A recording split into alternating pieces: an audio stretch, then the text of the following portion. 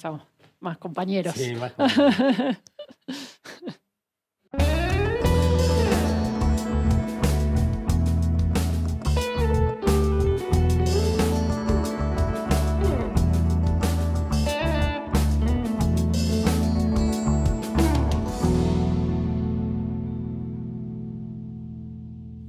La idea de la transición es reunir a 100 voces diversas de diferentes campos que puedan hacernos pensar y sentir en el mundo que viene.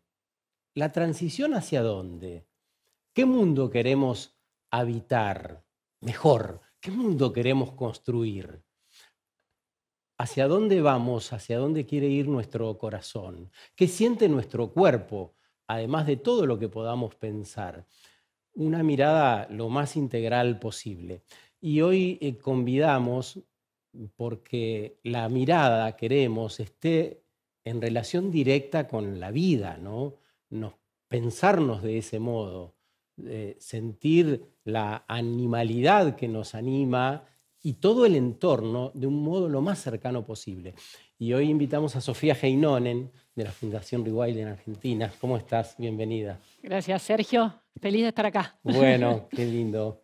Qué gran trabajo. ¿Cómo resumirías todos estos años de acciones, motivación a otras personas, motivación al encuentro de diferentes organizaciones, relacionamiento con gobiernos, no solo de la región, sino del mundo entero? Tanto que se ha producido en ¿cuántos años de labor? Bueno, yo empecé a trabajar cuando tenía 16, hace muchísimo tiempo, en la Fundación Vida Silvestre, pero después con el tiempo Parques Nacionales, así que estuve en gobierno y hace 25 años me pasé a trabajar de vuelta a la ONG con Doug y Chris Tompkins. Doug se murió hace 9 años y nosotros, el equipo, quedó y dijimos, vamos a seguir. Tenemos una cultura de trabajo, resultados, y armamos Rewilding Argentina.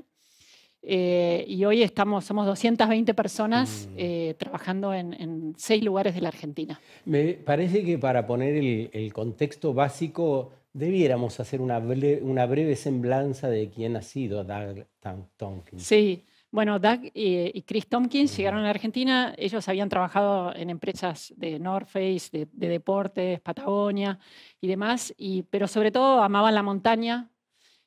Amaban los parques nacionales en Estados Unidos y habían participado de un grupo de gente que soñaba con que el lobo vuelva a habitar Yellowstone y los parques nacionales más importantes. Tenían una mirada como de restauración, de rewilding. Y dejaron sus empresas, vinieron a vivir a la Patagonia chilena y Patagonia argentina, 2 países que tienen trayectoria en parques nacionales. Teníamos parques nacionales de hace más de 100 años. Y dijeron, bueno, si toda la fortuna que tenemos que dejarla como un legado. Y empezaron a comprar tierras que con el tiempo donaron a los estados. Y lograron hacer como 16 parques nacionales en Argentina y Chile. Por ahí estaban distraídas haciendo alguna cosa en casa. Nos acaba de decir Sofía que Doug Tompkins y su mujer donaron a la Argentina y a Chile miles de hectáreas, territorios para que sean parques nacionales. Sí, los donaron y está bueno por ahí aclararlo porque en la llegada era el gringo que se venía a robar el agua o algo así para simplificarlo un poco y terminó siendo una persona que inspiró a las comunidades locales, fíjense para qué, ¿no? Para que se hagan acreedoras de sus tradiciones, de lo que son, lo que eran y lo que seguramente en esos espacios, como Corrientes, por ejemplo, para citar algo, serán, porque reafirmó la identidad nacional, ayudó a reafirmar la identidad de esas comunidades. Para seguir metiéndonos en tema, preparamos este video para que vayamos entendiendo de qué queremos hablar, de qué estamos hablando, por dónde queremos ir.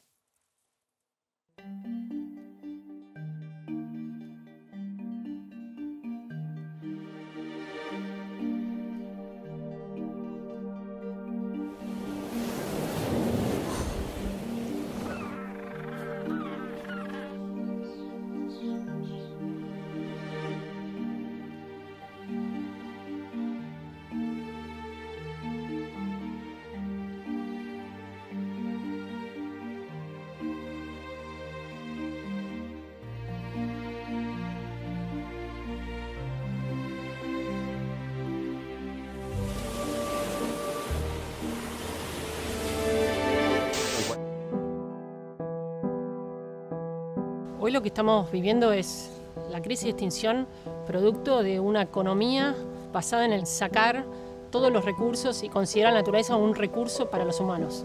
Explotarlos, dilapidarlos y comiéndonos nuestro propio hábitat y nuestra propia posibilidad de vivir en este planeta.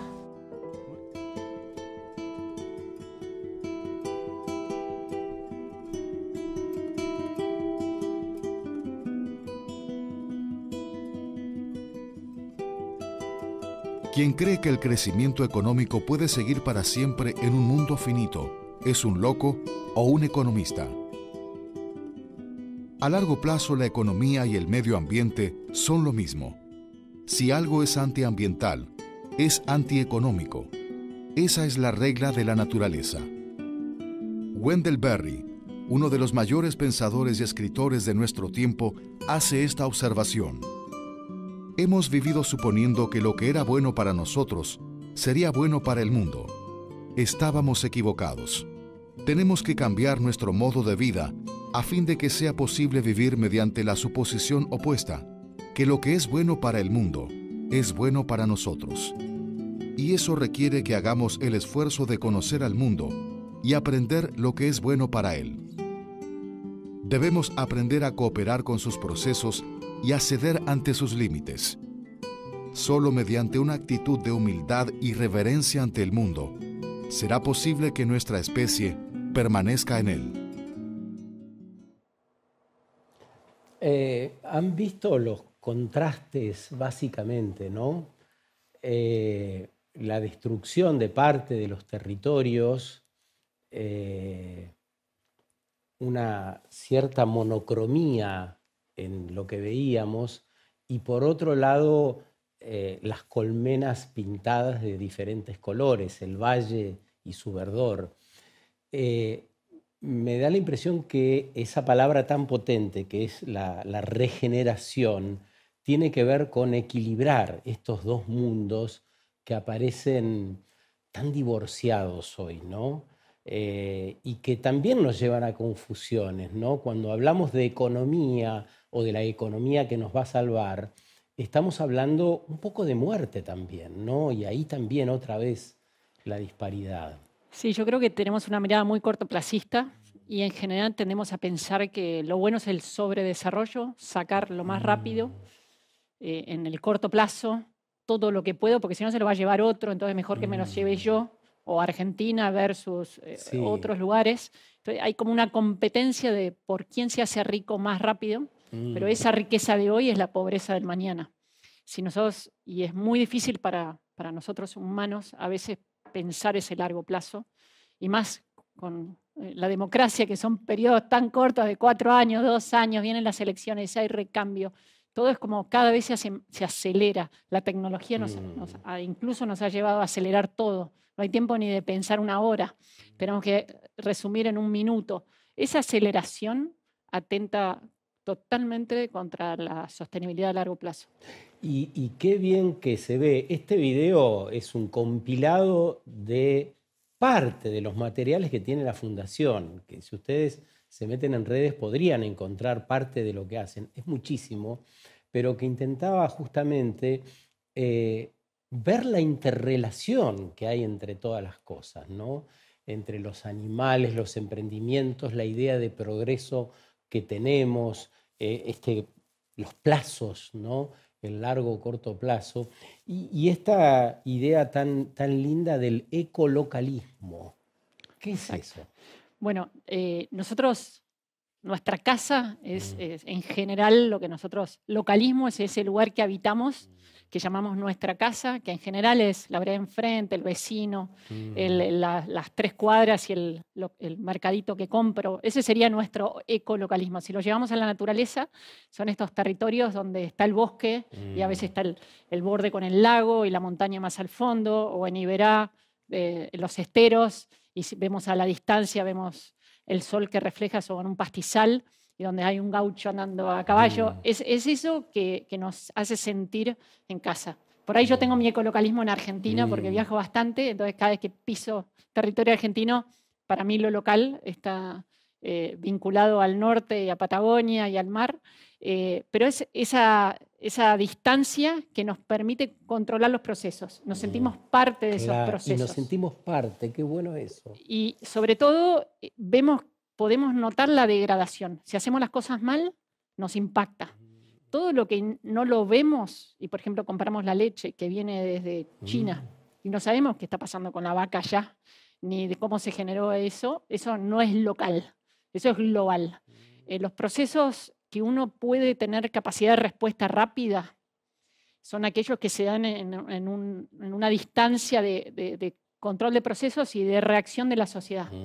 Lo que nos ha llevado la globalización es a perder rastro de todo aquello que consumimos, qué está generando más allá, qué plásticos estamos tirando al mar. Es en India que estamos produciendo esto y está afectando a los delfines de allá o a las...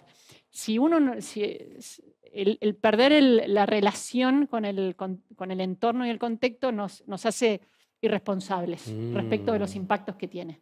Por eso decimos que en general es bueno que las sociedades sean locales, se administren localmente, traten de comer productos que se generen cerca, porque entonces tenemos la capacidad de responder y evitar en el largo plazo dañar los ecosistemas, extinguir especies. Nuestro indicador más importante es si algo extingue una especie, que es para siempre la extinción, es muy malo la propuesta económica que estoy generando. Si uno regenera y vuelven las especies, no sé, había una sensación en el COVID, qué bueno, están volviendo, estamos ocupando menos espacio, estamos permitiendo a las especies que vuelvan a su entorno, como una sensación de bueno, la naturaleza se recupera y se acerca a mí.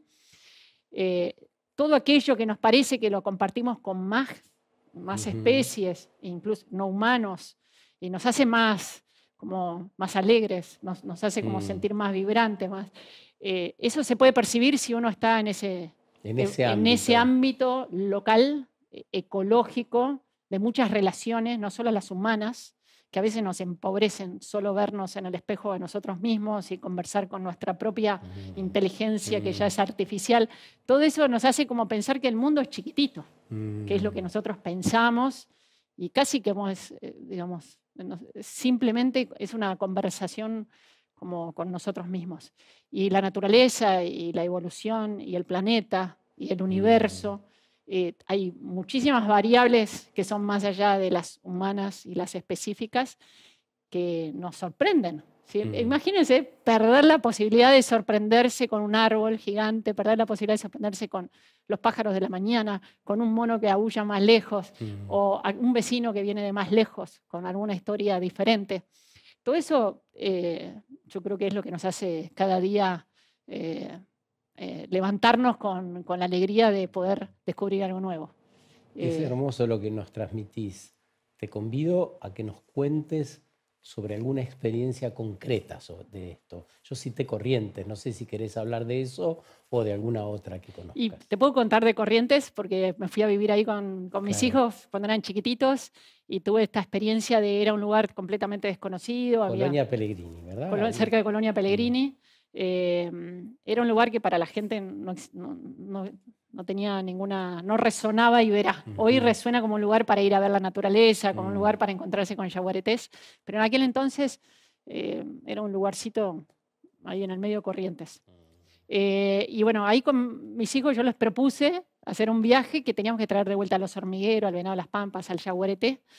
Ellos veníamos de Iguazú y decíamos, ¿pero cuánto tiempo vamos a vivir acá, mamá? Nos queremos volver con nuestros amigos. Bueno, cuando traigamos de vuelta el Yaguareté, volvemos para Iguazú. Traer el yaguareté, nada más ni nada menos. Pequeño desafío, ¿no? Pequeño desafío porque también implica cambiar la economía, que no lo vuelvan a matar, que Iberá se convierta no estamos hablando de un yaguareté de peluche. No, era traer al yaguareté, al personaje, al San Martín, porque los correntinos perciben que San Martín es un yaguareté y ellos son yaguareté. Bueno. Son los corajudos de la Argentina.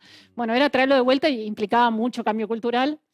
La sorpresa para mí fue que el correntino tenía ese vínculo con el yaguareté, histórico, cultural, tomando mate, se percibían que eran fuertes. Entonces traerlo al yaguareté nos llevó 20 años, pero era posible con esa cultura, con ese arraigo, con ese ecolocalismo que todavía existía en la provincia. Y bueno, y la anécdota es que pudimos traerlo a los yaguaretés. Y los yaguaretés empezaron a hacer cosas que nosotros no entendíamos. Pensamos que eran especies solitarias, que les gustaba estar, que se peleaban unos con otros. Resulta que se vienen a visitar todos los días al centro de cría, viene la madre con los cachorros, quiere ver qué yaguareté nuevo aparece en la zona, en el centro de cría. Cuando los liberamos se juntan, todos tienen collares, entonces nos están contando historias que son completamente diferentes a las que nos imaginábamos. Y ese vínculo con la naturaleza, de ser territoriales, nos enseñó también que el nieto de los yaguaretés liberados, que empezamos en el 2001, empezó a caminar en busca de nuevos territorios y se largó al río Paraná y empezó a caminar por el río en dirección a Paraguay. Y dijimos, pero bueno, si somos tan exitosos en Iberá y los yaguaretés empiezan a caminar e irse de un territorio protegido, por ahí nuestra mirada del territorio es muy chiquita, muy corta. Y hoy nos están enseñando que tenemos que pensar que Iberá está conectado con Impenetrable, está conectado con Baritú en las Yungas, está conectado con Iguazú. Y que si nosotros pudiéramos mantener estos ríos vivos, el río Paraná, el río Bermejo, el Pilcomayo, el Paraguay, podríamos estar conectados con el Pantanal, podríamos estar conectados con el Beni, con las selvas atlánticas. Y bueno, nos hicieron pensar los yaguaretés que nuestra mirada tiene que ir un poquito más allá y realmente ver que nuestro territorio no termina en los límites geográficos de la Argentina, sino que están conectados por el agua, por los ríos, por la cuenca. Y es ahí donde tenemos que, en una mirada de largo plazo, asegurarnos de que estos ríos no pierdan esa capacidad. Sí, déjame subrayar esto con lo que arrancaste, ¿no? Rescatar una figura emblemática, el yaguareté, emparentarla con quienes pueblan un espacio determinado, aprender de esa especie emblemática, luego verla crecer, verla que se expande. ¿Cuánta enseñanza, cuánto aprendizaje y sabiduría? Cuando decís ríos vivos, ¿qué implica mantener los ríos vivos? Bueno, estos ríos que en general nacen de montañas, aguas arriba, o nacen de pantanal, de un gran humedal, o del propio Iberá, que es un gran humedal que se junta el agua con la lluvia, se retiene ahí y se va soltando de a poquitito. Los humedales tienen esa capacidad de ser esponja, mientras que en las montañas sueltan el agua muy rápido. Esta combinación de aguas que vienen en el momento que llueve y aguas que son retenidas para ser largadas en tiempos de seca, con mucho más dilatación, es el gran sistema que alimenta al Río de la Plata, es el gran sistema que mantiene el delta. Los ríos están vivos, es una geografía viva que trae sedimentos, que arma islas, que arma bosques. Mantenerlos vivos es darle la posibilidad que esa agua siga fluyendo, que no esté encauzada, que siga moviéndose, que siga formando islas. Mucha de esta agua hoy se considera como agua de riego. Y se están haciendo canales para sacar el agua de estos ríos y llevarlos a lugares donde se quiere regar. El 70% de nuestros ríos, el 70%, que es un montón de agua, está siendo usada para regar cultivos privados que van al mercado, como puede ser el cultivo del azúcar, el cultivo de la soja, el cultivo del maíz, del trigo. Cuando decís el 70% de nuestros ríos, ¿hablás de esta zona específica en el norte o de toda la Argentina? Te estoy hablando del norte, que tengo el dato preciso, son los ríos del norte, pero en general en Patagonia, peor, yo diría que es casi el 80%. Si estamos hablando, hay muy pocos ríos en Patagonia que fluyen al Atlántico y los poquitos que fluyen están siendo todos usados como grandes valles de cultivo y todo depende del riego de esos ríos y casi al mar no llega nada en la Patagonia. Y lo otro que está en los lagos se va al Pacífico. Digamos, no sé si todo el mundo tiene conciencia de que estamos viviendo en la época de la extinción de los ríos. Todos somos muy conscientes de la extinción de las especies, pero los ríos que sustentan toda la vida, hoy se nos están yendo de las manos y es una escala que muy pocos dimensionan, a menos que vivan a la vera del río y les pase, como nos ha pasado a nosotros en el Impenetrable, que de repente hay una explosión de cianobacterias, el agua se pone como fosforescente, o si vivís en Salto, en la represa de Salto Grande, te dicen hoy no te bañes porque hay una explosión de una bacteria, meterse al agua es morirse, nadie tome agua, es decir, digamos, el río le pasa esto de que empieza a ser veneno y no se puede tomar cuando tenemos muy poca agua y esa agua se calienta y empiezan a haber distorsiones de qué es lo que vive en el río y las bacterias nos lo ponen intomable. Cuando decís que el agua se calienta, tiene que ver con el cambio en las condiciones atmosféricas. Exacto, El en la temperatura. La temperatura de la atmósfera, que llegando a 50 grados y con picos de temperatura, generan que haya menos oxígeno en el agua, eso genera cambios en todo el sistema y hace que algunas especies exploten. Explotar es que se reproducen a una gran velocidad y tenemos, nosotros en el Impenetrable, como ustedes saben, tenemos un parque nacional que estamos tratando de restaurar el Yaguareté también y que estamos tratando de que sea destino turístico. Y nos pasa en los meses de noviembre, diciembre, enero, que empieza a faltar el agua. Y toda la gente del Impenetrable necesita ese agua para tomar y darle a sus hijos y los peces que come, incluso las vacas dependen de ese río Bermejo. Y estamos viviendo en carne propia esto que le está pasando al río, que se está muriendo. Ahora profundizamos. Han visto, ¿no? El 70% del caudal de los ríos es utilizado para riego. Y la sola cifra nos hace ver, sin necesidad de ser entendidos o entendidas, que eso es insostenible, porque lo acaba de decir Sofía. ¿Nos quedaremos sin río? Bueno, después de la pausa profundizamos un poco más. ¿Cómo hacemos para regenerar nada más ni nada menos que los ríos? Bueno, es un gran desafío también, porque cuando arrancó, Sofía nos contó que les dijo a sus hijos que iba a tratar de que vuelva el Yaguareté y con muchas personas, otras personas y asociaciones lo lograron. Así que por ahí lo vamos a ver en un ratito, si siguen acá, en el canal de la ciudad, el canal público de la Ciudad de Buenos Aires.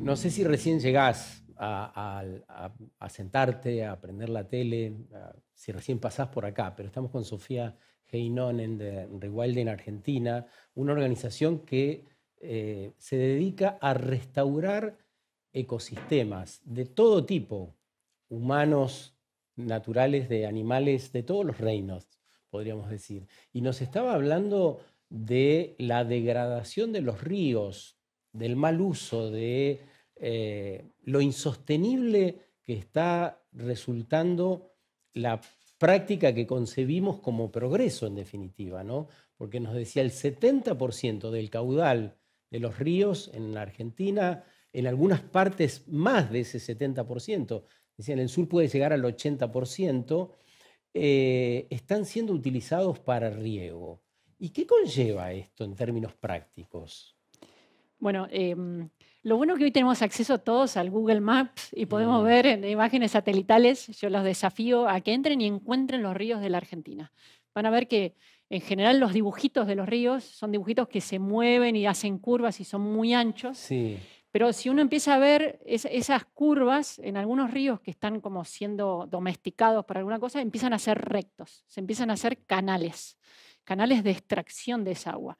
Un canal no es un río, no trae vida, no trae sedimentos, no interactúa con el bosque que le da. Incluso los ríos, hay ríos de nubes, que son los que acompañan al río de tierra porque son los que retroalimentan con lluvia la humedad de ese propio río. Y hay selvas que le llamamos selvas en galería, porque son las galerías que acompañan. Entonces la diferencia entre un canal y un río tiene que ver con esto. El canal tiene cemento y algunos son de cemento y están incluso son un peligro. No sé si escucharon el canal de La Patria que se caían los osos hormigueros y quedaran atrapados, porque para el animal, el río, como para los humanos, es un lugar donde... Que ya saben que está. Que está y que Claro. es necesario, y cuando empieza a levantar la temperatura de ese 40 grados en el Chaco, 50, vas desesperado al agua a darte un chapuzón o tomar agua. Bueno, cuando los animales hacen eso en un canal, en general mueren en el canal. Se caen y quedan atrapados y no pueden salir. Cuando es un río, el río les permite nadar, salir a la orilla de enfrente. De hecho, nuestros yaguaretés que hablábamos acompañan el río porque es además donde encuentran las presas, los animales, los ciervos, los yacarés, donde se alimentan. En verano, cuando hace mucho calor, todos van al río. todos, como vos decís, los compañeros nuestros que viven en la estación biológica, los turistas que van a los glampings, a los campings, los animales, y el yaguareté que empieza a recorrer estos ríos para encontrarse con otros yaguaretés. Son los grandes corredores. Bueno, estos ríos están siendo, ya te digo, bombeados con bombas que se pone el río y están siendo sacados del agua. 70% es más de la mitad del agua que trae el río, claro. Y en general se lo saca cuando el agua es poquita, porque el riego, cuando llueve, no hace falta regar, pero hace falta regar cuando está seco y cuando no hay agua y el pronóstico es malo. Ahí es donde se lleva el agua hacia otros lugares, sin pensar cuánto lleva el vecino, cuánto lleva el otro vecino, cuánto el de más arriba, cuánto lleva Salta, cuánto lleva Formosa, cuánto lleva Chaco. En general, los gobiernos tienen comisiones para regular el agua, pero esas comisiones son comisiones que nadie las controla. Hoy el ciudadano, que es el que tendría que vivir al costado del río y debería pedir a sus gobernantes que se fije por qué le llega tan poca agua, quién le está chupando el agua de más arriba, ese vecino en general ya no vive al lado del río, vive en las ciudades. Y en las ciudades abrimos la canilla y no tenemos una percepción de dónde viene esa agua. Entonces, todos los controles ciudadanos que antes existían, y además todos navegábamos por el río, nos trasladábamos por los ríos. Hoy nadie se traslada por un río. Hoy tomamos un avión, andamos en auto. Entonces, la percepción del río y cómo está, si vivo o muerto, desapareció de la conciencia ciudadana. Se nos escapa, se nos está escapando lo que fue la fuente de colonización. Bueno, toda Sudamérica se colonizó por ríos, eran las grandes vías de accesibilidad.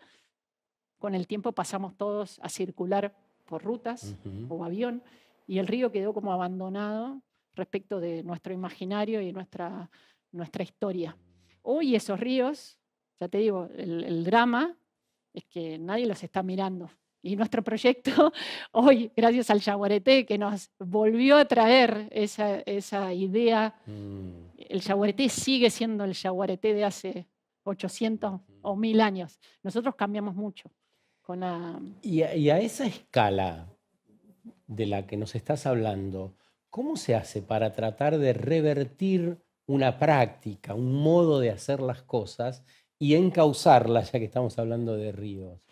Mira, nosotros estamos viendo estrategias. Bueno, esto nos lleva a ver un río, es ver toda la red de ríos. Todas están vinculadas. Exacto. Entonces estamos hablando del río Paraguay, el río Paraná, el río Bermejo, el Pilcomayo, el río Iguazú. Y si ustedes se fijan en Google Maps y abren, todos esos ríos nacen afuera de la Argentina, con excepción del Bermejo. Claro. Nacen en Bolivia, en Brasil, en Paraguay. ¿Y cómo hacemos nosotros, argentinos, para preocuparnos por esa agua que nos llega de países que ni siquiera somos ciudadanos?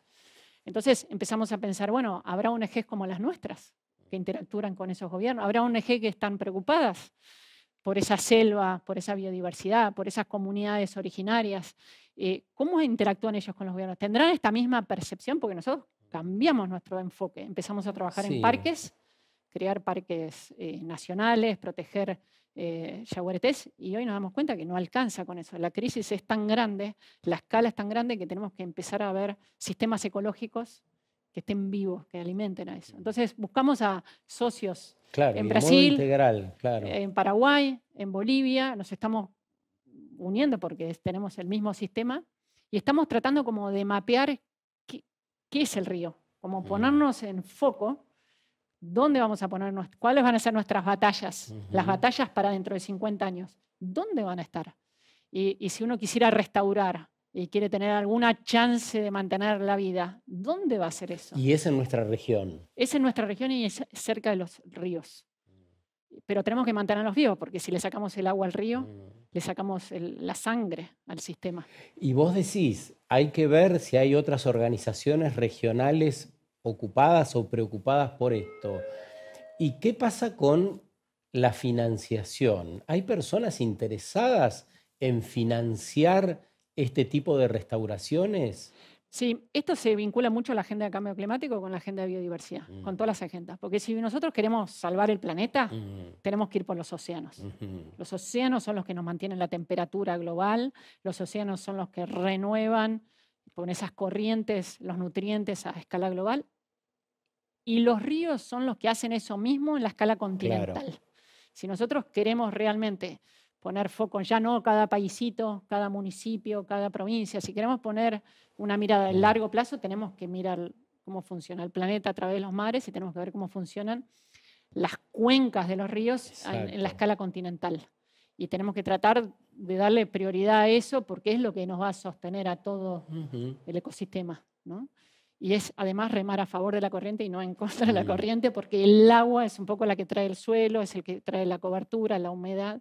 Y si tenemos posibilidad de restauración, es más fácil restaurar cerca del río, cerca de los lagos, cerca de los humedales, que lejos. Bien. ¿No? Porque entonces son en tiempos humanos la restauración. Si no, tenemos que pensar en 200 años en la Patagonia. Se nos escapa de la escala. Todo lo que escapa de la escala humana, en general, pierde el interés de nosotros, que somos los que tomamos decisiones en la restauración. Entonces, bueno, por eso nos enfocamos, en este momento crítico, hay que tratar de enfocarse en los 50 años que vienen, ¿dónde vamos a poner nuestro foco? Pero te preguntaba si hay gente con posibilidad de financiar esto que comprende acabadamente todo esto que nos estás contando. Esto que te dije yo de los 70% de uso de los ríos son datos que están colgados en la página del Banco Interamericano de Desarrollo. Es decir, son estudios, consultorías que ordenados por el banco. Ordenados por las provincias y los países que piden financiación en los bancos. Hay un sector, y sobre todo es el sector agrario, que está preocupado por qué le va a pasar a sus cultivos. Lo que pasa es que la preocupación es inmediata. ¿Voy a regar o no voy a regar? No están pensando cómo van a vivir todo. Falta un paso, que es primordial. Digamos, ¿cómo va a vivir la sociedad como un todo? Están preocupados cómo me va a ir a mí. Y otros que están muy preocupados son las aseguradoras. Es el sector del riesgo. Todo el mundo piensa en riesgo. Cuando piensa en el bolsillo, empieza a pensar, ¿cómo me acolchono con el riesgo? Vivimos en un permanente sub y baja, en arenas movedizas. Entonces van y aseguran. Aseguran contra incendios, aseguran contra sequías, aseguran contra granizo. Son las aseguradoras el sector financiero que más preocupado está por qué le va a pasar a los ríos, por qué le va a pasar a la altura del mar, dónde se va a inundar, qué le pasan a los corales, a los manglares. ¿Cómo la aseguradora tiene que bajar el riesgo porque se está comiendo el colchón? Es decir, los CEOs de esas empresas comprenden acabadamente la gravedad del fenómeno que acabas de comprenden, pero lo evalúan en función de su negocio, no de la sociedad como un todo. Y esos análisis de riesgos, ¿cómo los amortiguan, cómo los achican? Con aseguradoras. Después será el problema de la aseguradora. Y hay aseguradoras que ya no aseguran ciertos cultivos. Hay aseguradoras que ya no aseguran ciertas destrucciones de puentes o de márgenes de ciudades al lado del mar. Hay riesgos que ya están siendo evaluados como no económicamente viables asegurarlos. Y eso nos da una pauta que no es un tema de percepción política, si hay agenda de cambio climático o no. Uno tiene que preguntarle a la aseguradora, ¿asegurás todo o qué no asegurás? A propósito de eso, ¿debiera preguntarte por qué piensa la política de todo esto? ¿O ya la política tradicional, como está concebida, resulta insuficiente para resolver los grandes problemas? Yo creo que es insuficiente. Porque la política responde a un concepto de naciones. Las naciones son un concepto moderno, digamos, tienen a lo sumo 400 años. Antes no existían las naciones como tales. Había más ecolocalismo, la gente vivía en un valle, en una región, en otro, o había imperios, ¿no? Otro concepto. Pero las naciones como tales, y países como los nuestros, con procesos democráticos, todo se parte en pedacitos de 2 años o 4 años y todo lo pienso para mi reelección o para poder sostener la inflación. Todas cositas cortas que me permiten sostenerme en el tiempo. Estos problemas que son globales y que nos atañen a todos se están debatiendo en agendas que no corresponden a países. ¿Crees en una gobernanza global que pueda atender con la responsabilidad que hace falta para esta hora? Mira, creo que sí, que son debates que hay que hacerlos con la sociedad global, porque con los sistemas de comunicación que tenemos ahora estamos globalizados. ¿Sería posible técnicamente hacerlo? En este momento estamos todos influenciados por esa inteligencia artificial, por eso están los satélites que andan por todos lados. Estamos creando un sistema global para la economía, pero no estamos creando un debate global para el planeta. La gobernanza no permite esto, o se dan los debates, pero después se implementan con leyes locales. El mar es el gran debate. ¿Cómo manejamos el mar? Porque todos tenemos 200 millas y el resto del mar, ¿quién lo gobierna? La Antártida, ¿quién la gobierna? Ahora en Niza, en junio, se va a dar el UNOC, las Naciones Unidas por los Océanos, porque es ese territorio que es como la luna, como que puede ser de todos y no es de nadie. El debate por el mar es el que nos empieza a abrir la puerta de otra gobernanza. Sí, como un mundo desconocido, ¿no? ¿Qué implica estos desafíos que mencionás? Este año Fito Páez, hablando de las personas que solo hablan de plata, vos hablabas del bolsillo de hace un rato, decía que el piano tiene 88 notas y que solo tocamos una, o que algunas personas tocan una, que es el del dinero.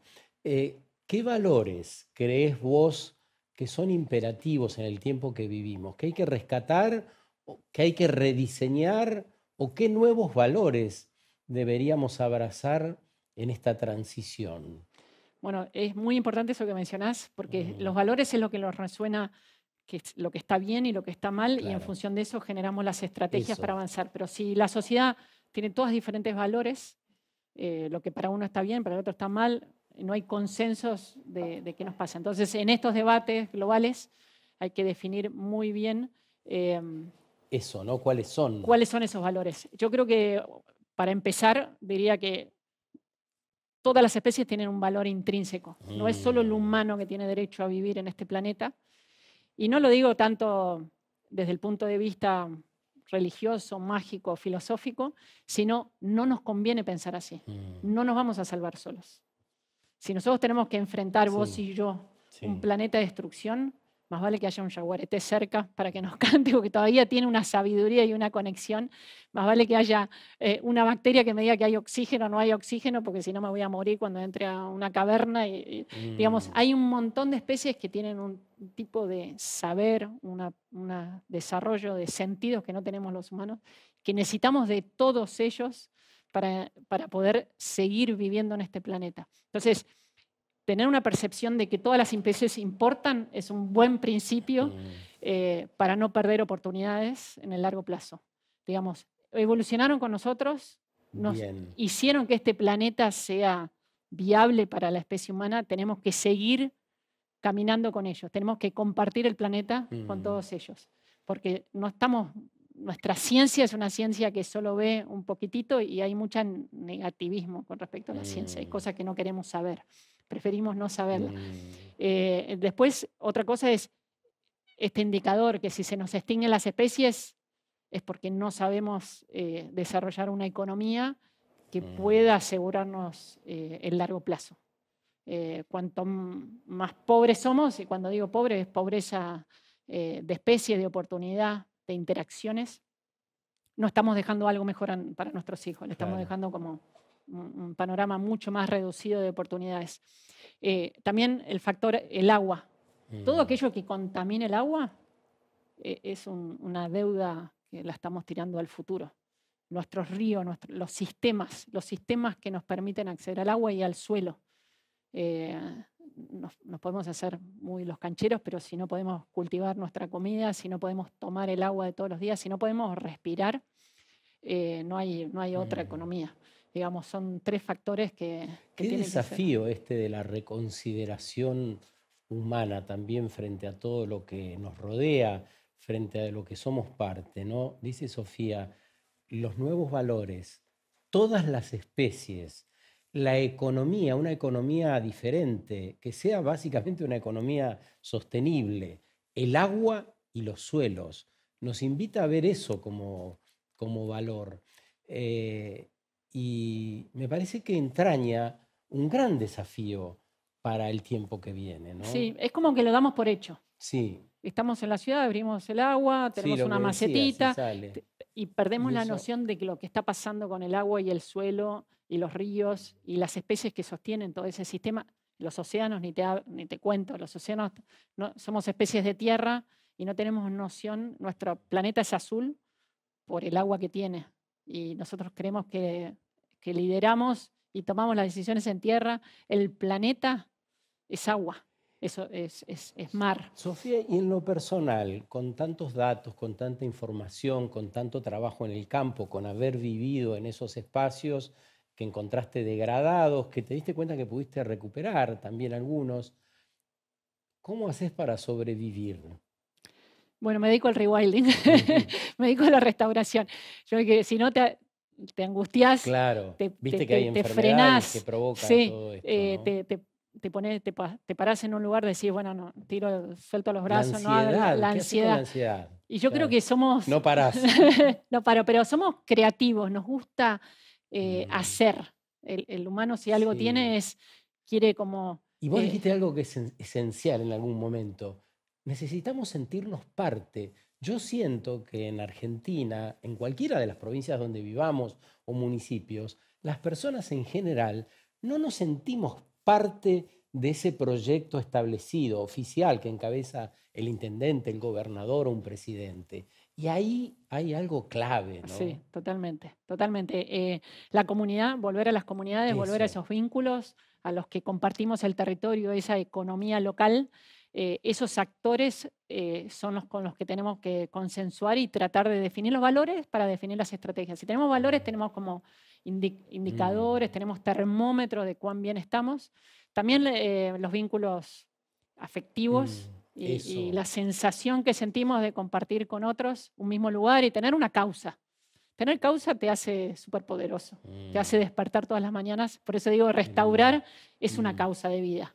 Cualquier cosita que hagamos, plantar un árbol, traer de vuelta una especie, asegurar que los ríos estén en invierno y en verano con agua, esa sensación de que uno aportó un granito de arena, porque mm, es un planeta enorme, somos más mm, de 7.000 millones de personas, pero el saber que gracias a uno mm, hay un legado para el vecino con una pequeño avance, si todos hacemos un pequeño mm. aporte, podemos cambiar las cosas. Tu decir es amoroso, a pesar de todo lo que soportás, ves, transitas. Cuando viajás lejos, ¿qué es lo que decís?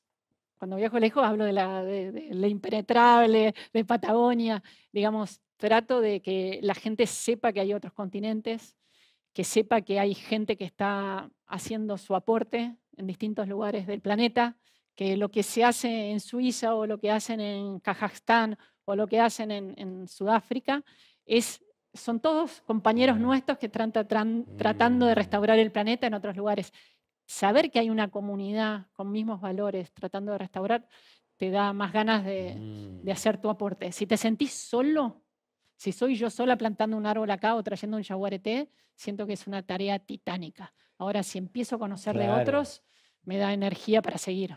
¿Y qué relación tiene todo esto que hemos estado hablando con la paz? Bueno, en un contexto de guerra, de agresión, Mm, la gente le sale lo peor de adentro. Yo creo que la angustia, lo que deben estar pasando en Gaza, lo que vemos en mm. Ucrania, en esos contextos no se puede pensar en el largo plazo, no se Porque piensa en esos el son otros hijo, escenarios insostenibles, me insostenibles. parece, ¿no? En el final del Sin primer paz, cuarto del siglo XXI. sin paz no se puede pensar en restaurar, no se puede pensar en revincularnos. La gente, digamos, está sobreviviendo en la trinchera y lo único que quiere es o mato al otro o me matan a mí. Es como Mm, una sensación angustiante, te sale como lo peor de uno de adentro. Entonces, la paz, la posibilidad de meditar, la posibilidad de conectarse, de escuchar los sonidos, de mm, pensar que hay un mañana es lo que nos hace mm, proactivos y mm. creativos. Yo creo que la paz es de los valores que hay que, tener, que cuidar mucho. Sofía, mucha gratitud por lo que haces y por esa capacidad de comunicar lo que a nosotros nos parece hace falta comunicar. No, te agradezco a vos, Sergio, este Gracias. programa. Bueno, ahí está. ¿Cuánto para seguir pensando? Si quieren escribirnos, les recuerdo, como siempre, unanocheconideas@gmail.com. La idea es que nos escriban un mail, que se tomen un ratito para escribir qué sienten, qué piensan. eh, bueno, ideas, pero básicamente eso, ¿no? ¿Cuáles son sus sueños? ¿Qué están pensando para adelante? ¿Qué están imaginando? Me parece que es un tiempo también para imaginar. Y desde acá yo me comprometo a responder a cada una de las personas que escriban. Seamos considerables y que sea más o menos media carilla para poder responder. Pero me parece que restaurar también ese vínculo con las audiencias es parte de la parte que nos toca, así que queremos comprometernos con eso también. En fin, y por lo demás, nos vemos una noche de estas. Que la pasen muy bien. Muchas gracias.